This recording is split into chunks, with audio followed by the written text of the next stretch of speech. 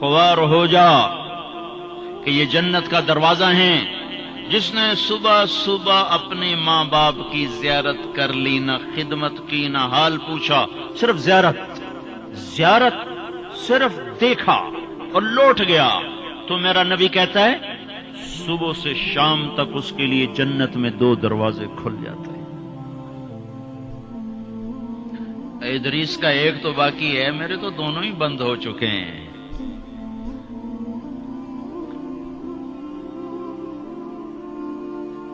بدبخت ہے وہ انسان جسے بوڑھے باپ ماں باپ ملیں پھر ان کی دعاؤں سے جنت میں نہ چلا جائے.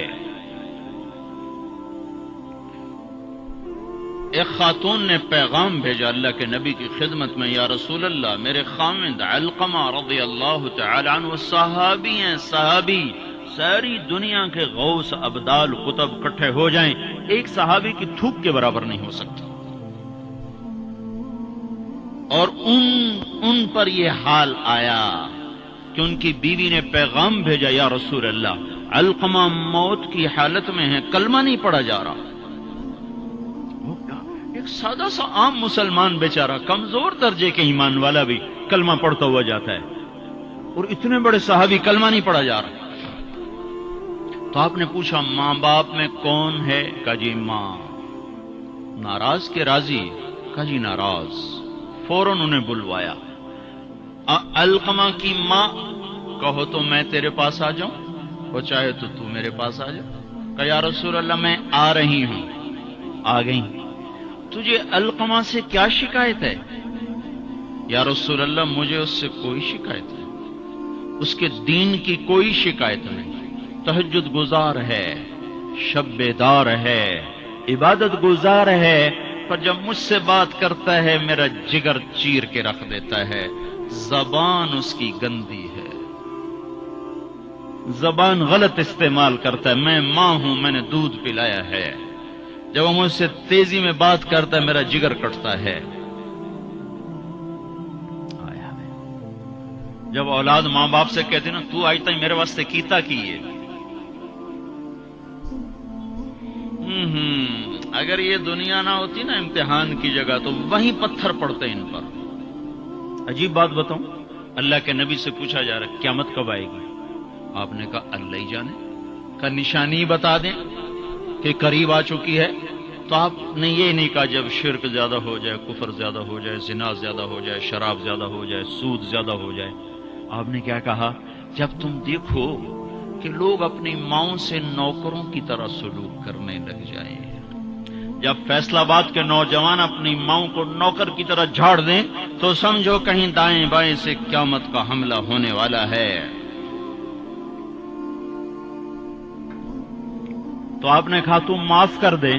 کہ یا رسول اللہ میں نہیں معاف. اس کو نہیں پتا کہ میرا بیٹا موت کی حالت میں آ چکا ہے، ناراض ہو کے دوسری جگہ رہتا. معاف کر دے.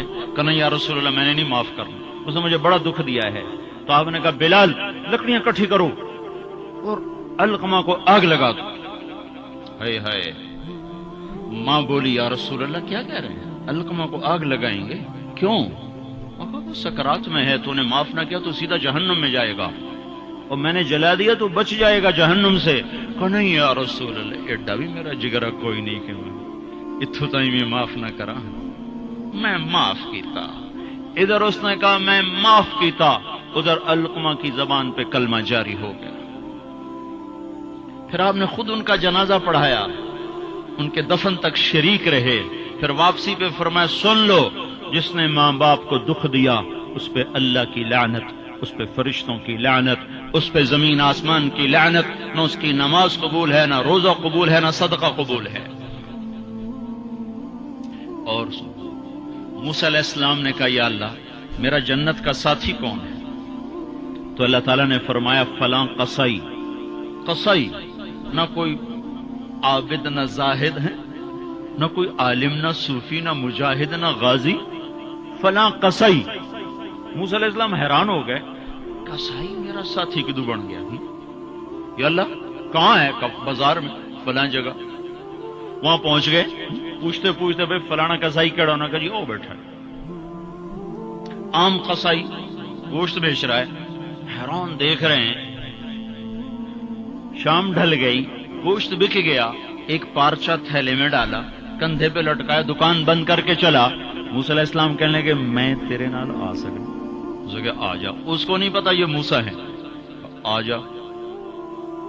گھر پہنچا، گوشت صاف کیا، بوٹیاں بنائی، ہانڈی چڑھائی اور آٹا گوندنے بیٹھ گیا۔ پھر آٹا گوند کے اس کو رکھا، وہ خمیر ہو گیا۔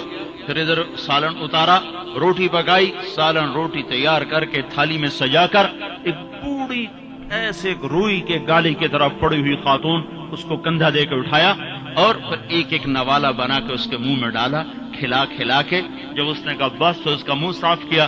جب اس کو لٹانے لگا تو وہ بڑبڑانے لگی۔ تو موسیٰ علیہ السلام نے پوچھا بھائی یہ کون ہے؟ کہا جی میری ماں ہے، صبح اس کے سارے کام کر کے جاتا ہوں، واپس آتا ہوں تو پہلے اس کی خدمت کرتا ہوں، پھر اپنے بچوں کو دیکھتا ہوں۔ تو آپ نے فرمایا کیا کہہ رہی تھی؟ کہا جی کملی جو ہوئی، ماں جو ہوئی، جدا ایدی خدمت کراں شروع ہو جاندی، اللہ تنو جنت چ موسیٰ دا ساتھی بناوے، میں کتھے تے موسیٰ کتھے، میں کتھے تے موسیٰ کتھے۔ یہ ماں ہے، ماں، جس کی مر جائے وہ فقیر ہو جاتا ہے، جس کا باپ بھی مر جاؤ تو بالکل ہی ویلا ہی ہو جاتا ہے۔ موسیٰ علیہ السلام کی والدہ کا انتقال ہوا تو طور پہ آیا کرتے تھے، اللہ تعالیٰ نے فرمایا موسیٰ سنبھل کے آیا کرو، دعا دینے والی چلی گئی، سنبھل کے آیا کرو۔ آپ جنت میں تشریف لے گئے تو آپ کو جنت میں قرآن کی تلاوت کی آواز آئی، تو آپ نے کہا یہ کون تلاوت کر رہا ہے؟ تو فرشتوں نے کہا جی نعمان بن حارثہ۔ نعمان بن حارثہ بڑے صحابہ، پہلے 6 صحابی مدینہ کے جنہوں نے آپ کے ہاتھ پر بیعت فرمائی تھی نبوت کے 11ویں سال، ان میں سے ایک ہے نعمان۔